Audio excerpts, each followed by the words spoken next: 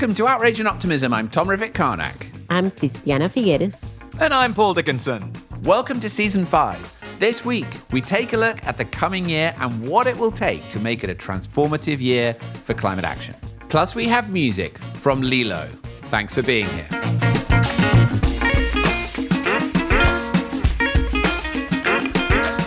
Okay, both of you, we are back on the podcast. We, of course, did a preview of this year just a couple of days ago with Stefan Harding, but today we're going to talk about the year and what's involved. It is great to see you both. Paul, I have seen hardly anything of you over the last few weeks. It's been the least I've seen you for at least 2.5, 3 years. I've seen more of Christiana, but why don't you kick off and tell us how you're doing? Me personally? Yes. How I am doing, or Christiana, how she is doing? I think it's to you, Paul. It's to you, Paul.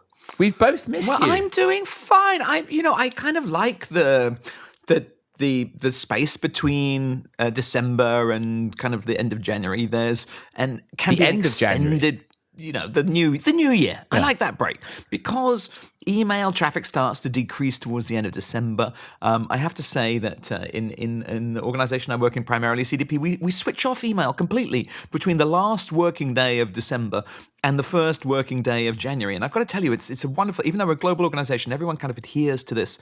And it's Wait, Paul, what you don't know is that you shared that information with me.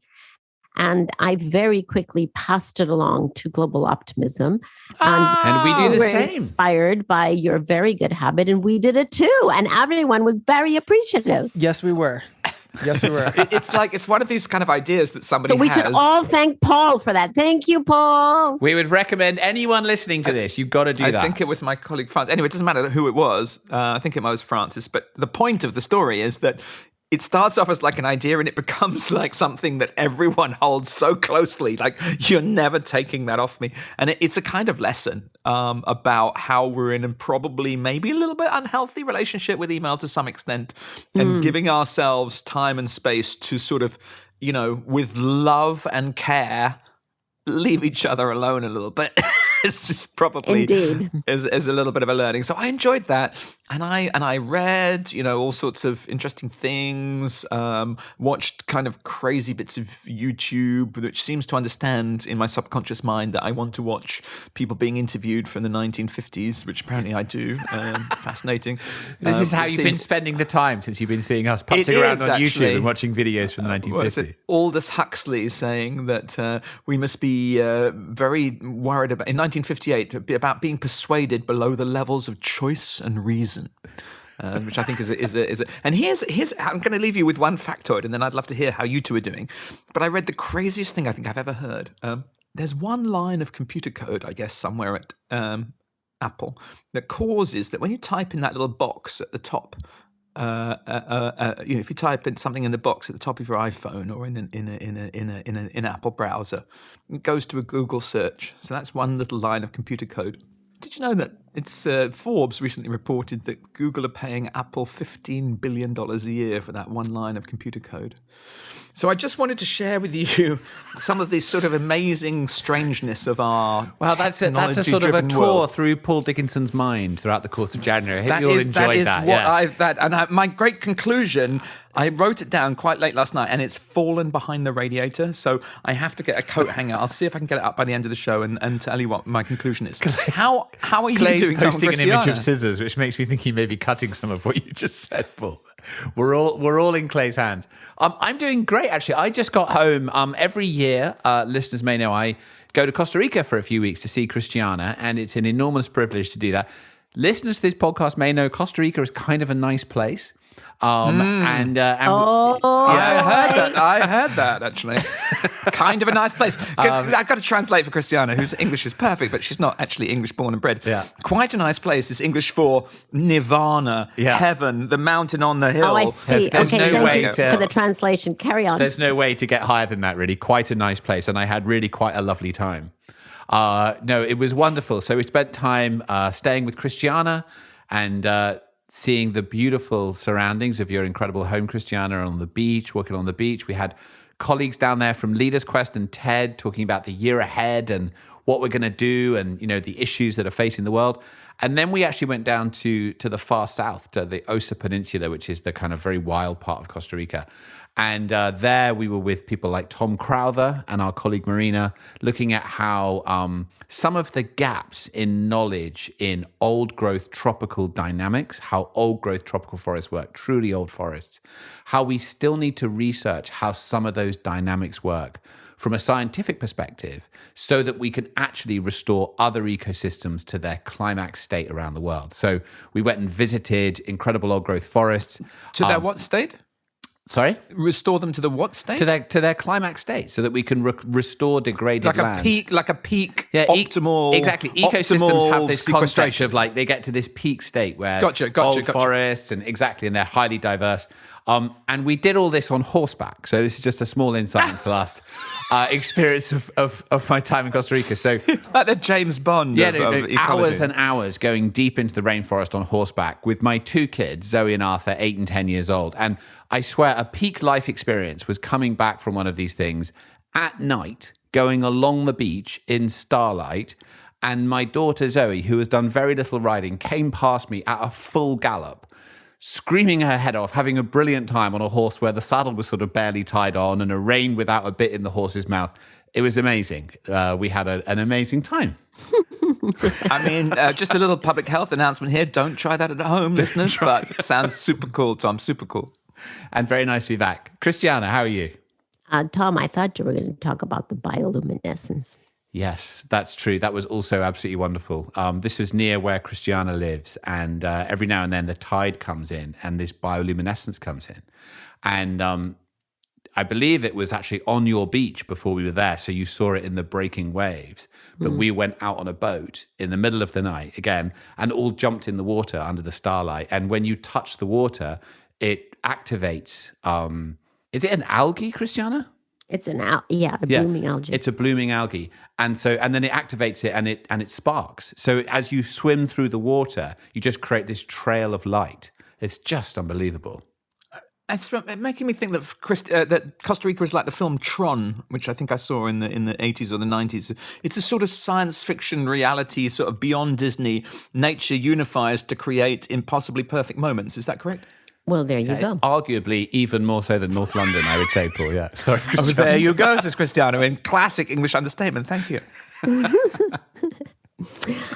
So on my side, yes, was delighted to have Tom and his tribe and Leaders Quest and many other friends and family who visited. But speaking of trails of light, I was also quite impacted. And just 2 days ago, I spoke about Thich Nhat Hanh's passing. But in December / January, we had 4 losses for those of us who work on environment and have any kind of spiritual practice. We lost Dr. Tom Lovejoy. Yeah, former guest on this podcast. Who is credited with having coined the word biodiversity. We lost E.O. Wilson, most famously known for his work into the life of ants. But also the two of them, arguably 2 of the most distinguished and most leading botanists and biologists of the world. So a huge loss there. And then we lost 2 spiritual leaders. We, in addition to Thich Nhat Hanh, we lost Archbishop Desmond Tutu. Mm. Such a leader for the whole continent of Africa, such a leader for the world, such a force of nature, such a spirit. Our friend Doug Abrams was down there to interview hours and hours and hours of conversation between Archbishop Tutu and the Dalai Lama, and caught it in a book called Joy and in a movie called Joy, which is highly recommended. For me, it was, again, such a coming together of these 4 trails of light, who each of them contributing to the world from their own perspective, but not letting themselves be trodden down by fear, by despondency, by despair, by anger, but really rising above and always following the star that they have chosen for themselves, and inspiring all of us to do the same, to rise above whatever is facing us and devote ourselves to improving the quality of human life and the quality of planetary life. So quite a loss for all of us. And it's not a but, and a call to continue their work, a call to really step up. That's what's been going through my head for the past week is this is the moment to step up, because we have lost these elders, all four of them, elders of human society. We have lost those elders. And when we lose elders, then it's time for the not so elders to step up. And so if we haven't stepped up, this is the moment to do so and to continue their work and their example. And that just those moral giants, that sort of moral response, they play such an important part of our lives, right? To kind of demonstrate responsibility and where we should go. We feel a bit thin at the moment in terms of if you think a few years ago of the kinds of people that we had, and it feels a bit thin on the ground. So we need more of them. So that's an invitation. Absolutely. Well, let's start there, because I think that's a great place to begin and to start thinking about this year that we're in. Of course, 2022, the second year of this most decisive decade in history, where we need to at least halve emissions from 2020 to 2030. We're now 2 years in. Emissions dipped as a result of COVID, but now it looks like they're continuing to rise. We're in a situation where we're kind of starting the year late, but if you cast your mind back to early January, we've already seen hellish temperatures across the Australian continent, in Latin America, and elsewhere. We've seen a global risks report that came out from the World Economic Forum that highlighted biodiversity loss and climate change as the biggest systemic risks that are now being faced by humanity. And we're now looking at a year where... Tom, sorry to interrupt you, but how many times has that actually happened at the WEF in a row? Yeah, that's true. Yeah. It's not the first time. Yeah. Yeah. I'm trying to remember back, right? And you have so much of a better memory than I, but I think this is the third, if not the fourth year in a row that the WEF's global risk assessment puts, not any other calamity on the top of their top 10 risks, but climate, biodiversity, extreme weather. Is this not at least the third time in a row? I think my memory is that there was a few years where this was always top. And so I think the last couple of years, pandemic has crept up there as global spread of pandemics as a major risk. But now we're back to the underlying issues of climate and biodiversity loss. I mean, well done, World Economic Forum, because I think we probably on this show we know that climate change has the most enormous risk to the Earth, and it's good that the Davos crew pick it up. But it's not. But wait, hold on, Paul. It's not the Davos crew, right? They send this out to CEOs of the companies. Yeah, that's the interesting thing. It's the CEOs of companies responding that are actually responding to this survey and saying, it is not any financially or even politically related risk. It is the environmental risks that they see as the top 10 financial risks to the business continuation of their companies. Yeah. That's the amazing thing. Well, I know why that is. It's because they've got these unbelievably good information systems globally, and all, a lot of their screens are flashing red like big environmental problem, food security, weather damage, geopolitical risk, that they understand risk. That's kind of their job. Well, let's just get into that, right? Because I think the red lights are clearly flashing, and, we're seeing weather events, IPCC reports coming out, risk reports saying all this stuff. But we're 2 years into this decisive decade and the emissions are still going up. And yes, COP26 had some great elements to it. And Alok Sharma gave a speech the other day where he sort of talked about the successes. But he also pointed out the fact that countries weren't able to come back with national commitments to get them in line with 1.5 last time. So you whack in the text the idea, well, we couldn't do it this time, come back next year. Now, I don't want to downplay that. That's a big success. But we're coming into a year now without the momentum of a G7 country putting all of its effort into trying to make the COP a success. We have the Egyptians playing the role of trying to pull the world together. I'm sure they'll do a great job. And again, we can talk about that. But their priority, understandably, given who they are, is going to be more on finance and adaptation and land restoration. We know that already. The US is trying to pass legislation to actually get on track with its 2030 targets, but that's looking pretty rocky. And their relationship with China is kind of preventing international momentum. It's looking a bit of a mess for 2022, isn't it? I mean, this is the year when it's all supposed to come together. It looks like it's falling apart. I can definitely respond to that, but I'm afraid. Can I add to the falling apart piece before we go to coming together? I thought you were going to tell us why it was all right. I'm gonna. They're gonna take you down, listeners, and then I'm gonna bring you back up again. But Christiana, go for it.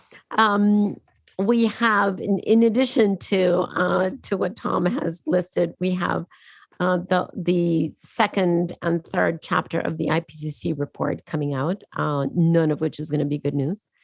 We have continued huge geopolitical strain between US and China. And we know that on climate, without them, little can be done.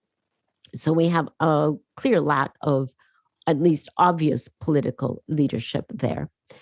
But, and a very clear but and not an and, on the other side of the ledger, and here is my, conundrum, is how do we view all of these realities at the same time? Because we do see such transformational technological shifts, financial shifts, everything that was announced at COP26 already and we see these shifts underway, not yet mainstreamed, right? How do we get to the end of this year? Because that's the deadline that we have set for ourselves, COP27, and be able to wrap our arms around this huge space that we have. Firstly, new NDCs, which is new commitments that need to be put forward by on the part of governments, which if they just look at the same information that they're looking at now, which is what they did for end of last year, they will come up with exactly the same answer, which is whatever NDC they submitted for last year. Yeah. So if they're going to come in with a more ambitious NDC, they have to collect better information, different information to let them come to a different conclusion. How is that going to happen? That's the writing question for me. How do you filter what is happening in what we call the real world, the financial world, the corporate world, the technological world, the legal world, actually, with the increase in litigation? How do you channel all of that onto the desk of the data points that central governments look at in order to allow them to come to different conclusions, meaning in order to allow them to increase their ambition on NDCs, which, as Thomas pointed out, in this case, because it's a G77 country leading, will also be expected to increase their adaptation measures, their land restoration measures, and that we will definitely have a focus on finance because that was the Achilles heel at COP26. In fact, it's the Achilles heel at every COP. Everywhere. And so how do we put all of this together? That's the writing question. All of it needs to be put into that whole package needs to be put into new NDCs. Okay, so this, our backs are against the wall. All right, it's tough. The good news is I got a coat hanger out the cupboard. I like straightened it out. I reached down and I managed to pull up the note that explains how we do it. Okay. So here goes. Thank heavens. Look, Tom, when you say we've got to reduce it 7% a year, and I say things are going better than things are going well. Clearly, I look ridiculous, and you look like you're completely right. But I'm glad we've got that established. It's the normal situation, but I'm with my in the corner. There's still some fight in me here. Here goes. On the 23rd of December, the Financial Times asked, "What would meaningful corporate political responsibility look like?" And people often talk about, for example, BlackRock, the big asset manager. I don't know if it's like the Death Star in Star Wars or if it's like the Starship Enterprise in Star Trek, but it certainly seems to be at the center of a great deal of debate. And I want to mention a particular aspect of BlackRock, which is a big story for those of us who are in sustainable finance. And it relates to, so to say, ESG whistleblower, someone called Tarek Fancy, who's the former chief investment officer for sustainable investing at BlackRock. And this is what Tarek Fancy said. He said, in essence, Wall Street is greenwashing the economic system and in the process creating deadly distractions. And he said, I should know. I was at the heart of it. But I want you to pay attention here. He said, we're running out of time and we need to accept the truth. To fix our system and curb a growing disaster, we need government to fix the rules. Well, I agree with that. And I agree with you, Christiana. We've got to have these stronger NDCs. But despite that assessment being correct, there's a fantastically naive part of that evaluation. And what Tarek Fancy doesn't realize, and what I think we realize, and many people are increasingly realizing, is the power of business to inform and indeed drive government policy. Now, I read listener reviews to Outrage and Optimism. A lot of people are horrified when I say, corporations are able to push governments, or corporations can stop governments or they can push them forward. But those are the facts. The economic and social and cultural and political power resides. And I think the reason why I'm a little bit more optimistic is you're starting to see such growth in industries, in renewable energy and electric vehicles, et cetera, that those companies can begin to start making their business plans into the government's business plan and change those NDCs, bring their technologies and their manufacturing and their distribution plans into NDCs. That doesn't mean more and more stuff. For those who think that I'm an advocate of, or any of us are advocates for selling more and more stuff, there is such a thing as dematerialized economic growth, where the economy can grow whilst reducing carbon emissions, whilst reducing stuff being dug out the ground. But I think there's a consensus in society now that means that industry can drive government policy that will allow us to achieve the goals of the Paris Agreement. I have a question for you both. We know now, and if you think about the last year, one thing that's happened is the level of certainty around the science, the level of impact we've been witnessing has just reached a point where there's this sense of rising quiet desperation amongst everybody. We're leaving it too late. We're not doing enough. We're not going far enough. And the theory of change that Paul just put out, which is eloquently expressed, but honestly, Paul, I've heard you make that theory of change for many years. What would we do differently? And let's challenge ourselves to say, because I think we're getting to this point now where it's so late and that theory of change has not manifested. Honestly, business is moving in a positive direction, but the big leap has yet to be made. It's still at best schizophrenic, that it's making progress and other parts of businesses are slowing progress down. And we know that that's the case. Now that we've reached this kind of flashing red light of emergency, we're into 2022. It's not enough to continue to say, we'll make a bit of progress. This is it. We have to do it. What do we think needs to be done differently now as a result of the fact that this has gone on so long? Because we're seeing changes in the world, right? The climate movement itself is shifting. It's becoming much less tolerant. It's saying it's either good enough or you're part of the problem. Trying is not good enough anymore. You have to be good enough to actually solve the issue, or you can be called out as part of the problem. And we can explain some of that to listeners later. But I'd just like to ask both of you, how do we know that what we're doing here is really helping? And what should we do differently now that the world is changing? I'm sure Christiana will give a very good answer, but I just want to come in quickly and say, yes, Tom, it's true that I've been making this case for a long time, but that my exact point is it's not binary 1-0, like nothing's happening or it's all fixed. That's a really journalistic way of looking at it. But the truth is we have incremental change constantly. You yourself just a moment ago spoke about how the atmosphere in society was changing. In aggregate, this concept of a tipping point, I believe, is being reached. But we do have to be far more realistic and aggressive, that the responsibilities lie with us to get those NDCs, those nationally determined contributions, changed. We cannot rely on some faceless bureaucracy to make it happen. We've got to make it happen. We is who, Paul? We is I'm primarily referring to what I would call the sort of 80% of the global economy that is not the government. The, so to say, basically the private sector, that it has a responsibility now, and the world is watching, to use its self-interest to manifestly require that governments tax and regulate greenhouse gas. I'll give you an example. There's been a lot of talk about divestment from fossil fuels, which has been a useful debate. It was very much similar to the debate about whether, mentioning Desmond Tutu, whether there should be divestment from companies in South Africa, which was a debate that raged in the 1970s and 80s.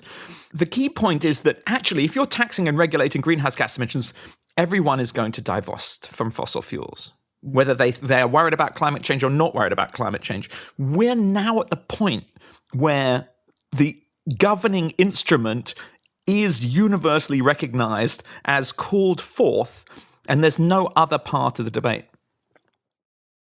I would like to pick up on your mention of self-interest, Paul, because I'm going to go out on a limb and answer Tom's question with that term, with self-interest. And I go out on a limb because I'm sure, in the comments, I'll get lots of rotten tomatoes about how can I possibly argue that self-interest is going to move us forward. But I would like to define self-interest with a capital S. It seems to me that up until this point, governments, certainly corporations, and other actors have been defining and acting according to a definition of self-interest that writes S with a small s, meaning they have only been looking at very narrowly at themselves in the term from a corporate perspective, looking at my bottom line, my profit. From a government perspective, looking at the next political cycle. On and on and on. From an NGO perspective, my funders. What am I going to do? I have to get my funders. I know that one. And we can go on and on and on. And it seems to me that we have reached the limit of what can be done from that perspective. And the next step to answer Tom's question is to actually capitalize self, because I don't think that we will move far enough and quick enough out of altruism. I wish we were that way wired, but I just don't think that we are yet. Hopefully, in a further evolution of humankind, that's where we're going to get to. But I do think that on the path toward that, we are on the verge of understanding that self-interest, written with a capital self, includes me, but doesn't exclude others. It includes others. It is a very inclusive definition of self to understand that there is a very happy overlap here between the interests of corporations that are responsibly addressing social and environmental interests. There is a happy overlap between governments that are actually doing the proper job that they should. There is a happy coincidence with NGOs, with other civil society groups. There is a happy coincidence when we understand that self does not mean only me. Self means who I am and what is my relationship with all other actors. And if you want, with all other life for which we are responsible on this planet. If we do not understand that there is a coincidence of interest in a planet that is a thriving planet upon which humans and everything else can actually thrive together. If we do not understand that we depend on the health of our environment in order for us to be healthy. We depend on ecosystems to be thriving in order for us to thrive. Even if we move toward that, let's say, more enlightened space, we're still interested animals, and we still ask the question, what do I get out of it? A better life for everyone. That's the point. It's for everyone and for every living thing. That's my definition of self-interest with a capital S. From your lips to God's ears. I think that's a really beautiful explanation, Christiana. And the other thing that it makes me think of is that that's the place where we all meet, right? That's the place that we can agree on. When some of these things manifest in the world, we end up arguing a lot about the form. And is it my idea? Is it my way? Is it your idea? Is it your way? Those things can often feel like they're in competition with each other. I mean, I think to go back to this year, I think one of the things that's going to play out this year is this whole concept of net zero that has so much momentum behind it now, right? But is now being challenged of what does the net mean, and should that be allowed, and under what terms and at what point? And you can understand why that's really important that we get that right? It is absolutely the case that we need to be able to trust that those commitments are credible and they're demonstrating real action. But we also need to be able to build momentum and help everyone feel like they're part of a big tent.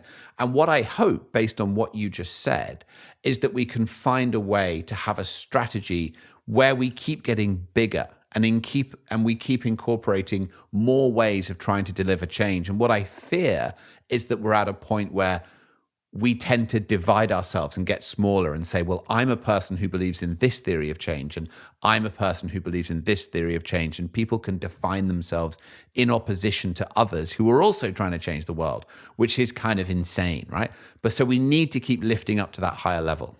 Yeah, but if I can borrow a quotation and modify it slightly, if you think we are all going to come together into a sense of unified understanding, or if you think we're going to fragment into separate islands fighting each other, you're probably right. Yeah. Now, this has become, I think it's a very interesting conversation, become quite an esoteric conversation about the philosophy of change, which hopefully is useful to listeners as well. But I'd love to just ask, what are the big things that we're expecting to be the issues of the year? I mean, we've got COP27. That's going to be a big moment, hopefully with national commitment step-ups, but also major progress on finance and on land restoration. There's going to be the CBD COP in Kunming in the middle of the year, where hopefully some of the concepts that we've talked about this year, such as 30 by 30, we had previous podcasts on that issue, preserving 30% of land and sea by 2030, will really get elevated and accelerated. What are some of the other big things that you're tracking this year that you think will be the defining issues that will shape the year that we're going to live through and that we have to be successful throughout? You know what comes up for me first, Tom, is the shift in finance. We had such an amazing turnout at COP26 from financial institutions making these pledges. I think, unfortunately, most of them are long-term pledges. And for me, a lot of this is going to depend, how quickly we turn the curve here is going to depend on financial decisions. What is getting invested in and what is not getting invested in, and what is the ratio between finance that goes to high carbon assets and finance that goes to low carbon assets. That, for me, is going to be one of the huge detonating levers of how quickly we can change this year. Yeah. I'll echo that. I mean, a couple of specific details. Once again, back to the ever quotable BlackRock. It was Larry Fink, the chief executive of BlackRock, who said the next 1,000 unicorns, which is jargon for startup companies that are worth $1 billion or more. The next 1,000 unicorns will be sustainable companies that make energy affordable, not more search engines or social media titans. And, we're seeing some very interesting things in the corporate world. Exxon, a very sort of company with a terrible history with regard to climate change, no doubt as a result of the wonderful engine number one and new directors on the board, has been saying that in their new strategy, they're going to be able to toggle between investments in fossil fuels or investments in renewable or zero carbon energy. And that toggling is going to be based on how fast society is moving. Lawrence Tubiana, who's been on the show before, she said Europe must get serious about renovating homes to ease the energy crisis. As somebody who has an interest in insulating homes, I must say that I believe fundamentally that these kind of basic bits of good housekeeping are coming to a fore whilst we have an energy crisis and even a political crisis where in Europe at least gas is seen as quite an important part of comprehending that crisis and interpreting it. And then finally, I would just say, we've seen Beyond Meat, a company where we've had the chief executive on before, being shorted by hedge funds who are saying that, they think it's overvalued. But actually, also, they're making deals with McDonald's and loads of other huge companies.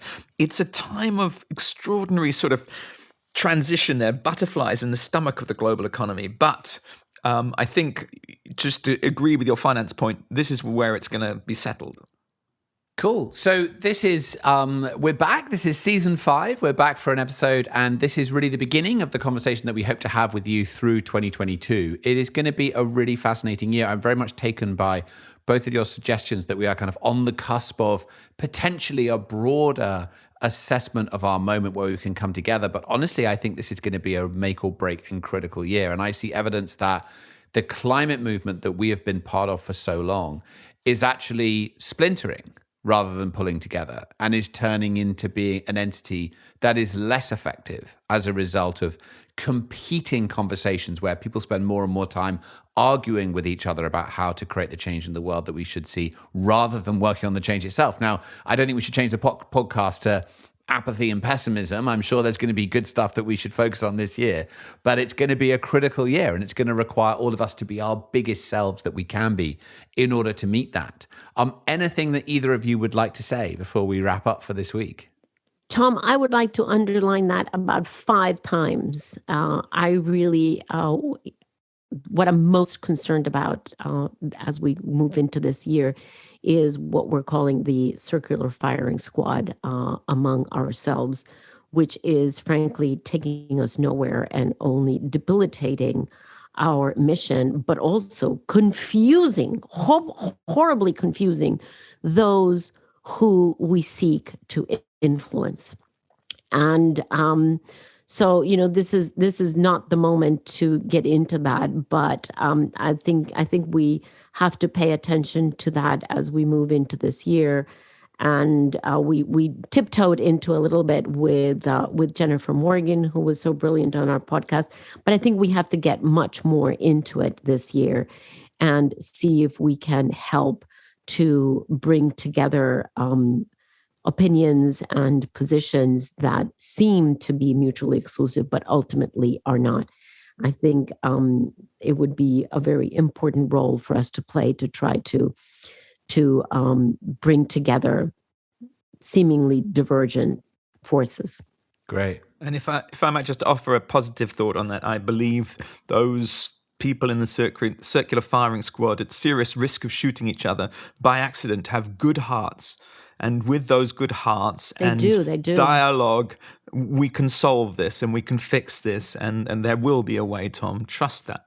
Yeah. No, I agree. And the intentionality is not in question, right? But that's what makes it more complex. Is despite good intentions, we're still in danger of actually not making the progress we could make because of not being able to be additive to each other's work. Now, we're going to delve into that, and we're really going to talk about this year. That's a hard conversation that we feel one of our roles is to bring that conversation. We're also going to talk about many of the other key themes of the year around adaptation, around land restoration, around the future of food. We have a great mini-series for you that we're going to bring you on the future of food. We're going to talk to communicators. We're going to talk to luminaries in the climate world. We're going to discuss with the Egyptians and others who are responsible now for holding the political flame and pulling the world towards COP at the end of this year. This is going to be, as ever, a critical year. We're starting kind of late, having had a rest. We're coming back with renewed energy and determination and commitment. We're excited to be doing it with you, and we look forward to continuing the discussion throughout this year, and we will be back next week. Thanks for joining us. Okay, so that's it for this week, and as ever, we are going to wrap up, as we've been doing for the last couple of seasons, with some music. We have an amazing track for you this week from Lilo. It's called Apart, and I will leave you with them to introduce it. Thanks for being back with us. We'll see you next week. Thanks. Bye. Bye. Hi, we're Lilo. and we're a band from London made up of Helen Dixon and me, Christy Gardner. We were really excited when we were asked to perform a song for Outrage and Optimism because we've both been thinking about ways our own lives, creativity and mental health are shaped in the face of the climate crisis. This song is called Apart, and it touches on feelings of not being sure about your place in the world, feeling disconnected, and it explores the guilt that can surround the concept of individual responsibility within something so much bigger than ourselves. We hope this song reminds you to go easy on yourself, even when it feels pointless. Thank you so much for having us.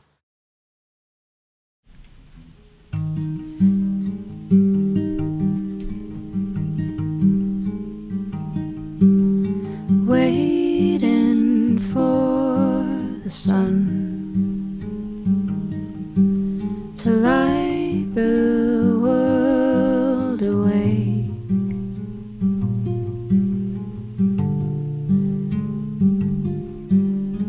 You've been next to me each morning and I hardly know you.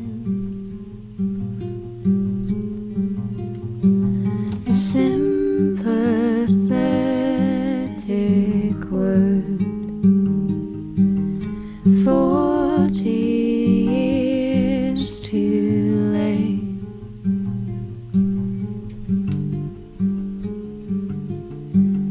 We have grown as one apart, away from the same place. One day I'll think that I've got it, standing tall when I'm walking.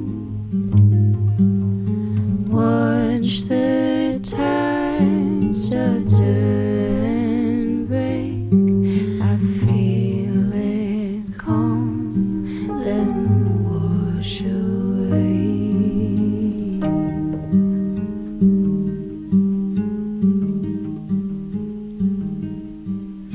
There's a weight on me that I'm just too small to hold.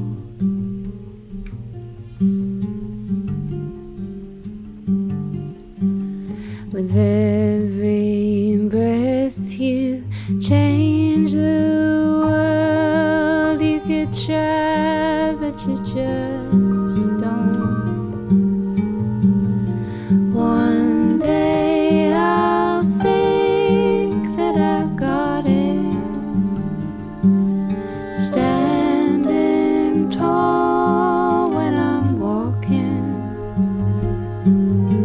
Watch the tide start to break. I feel it come, then wash away.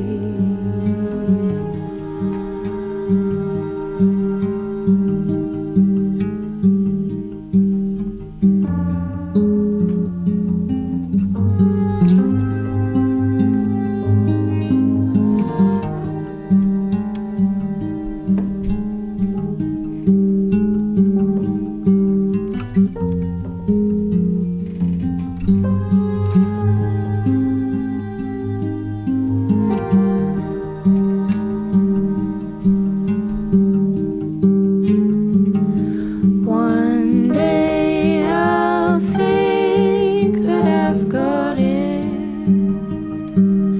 standing tall when I'm walking.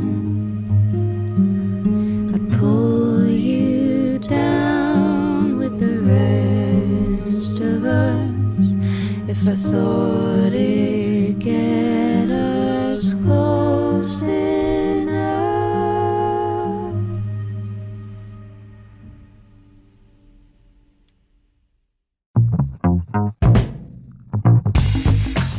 So there you go. Another episode of Outrage and Optimism. That song was awesome. Lilo, everybody, with their song Apart. Lilo has more music you can listen to right now. And I've got the links in the show notes. You can check in your podcast app that will take you to the music player of your choice to go listen to more.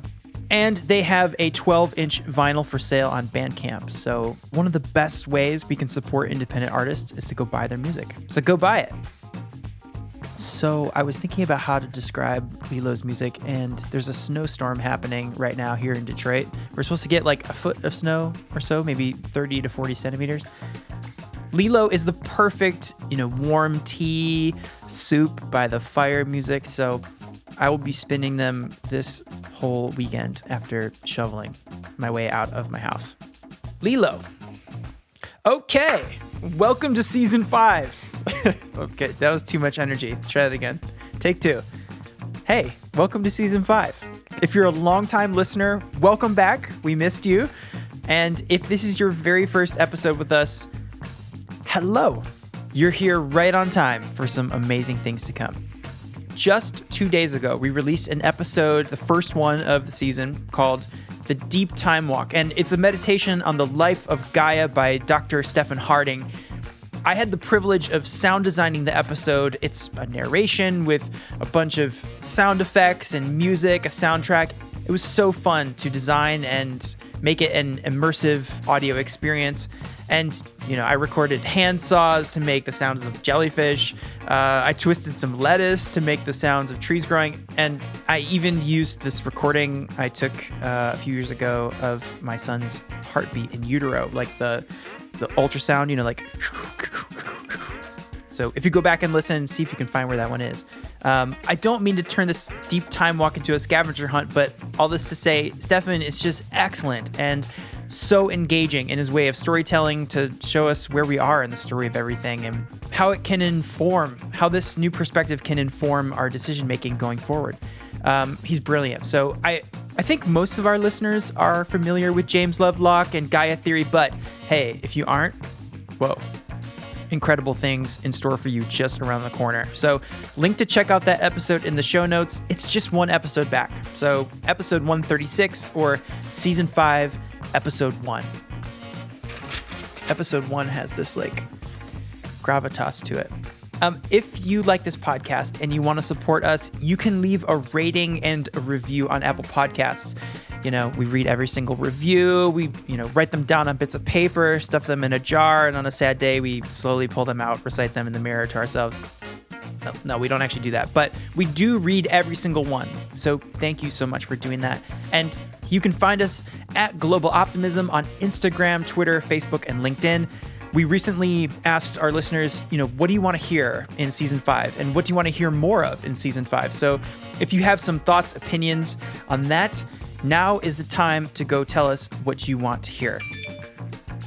So now is the time to go tell us what you... No.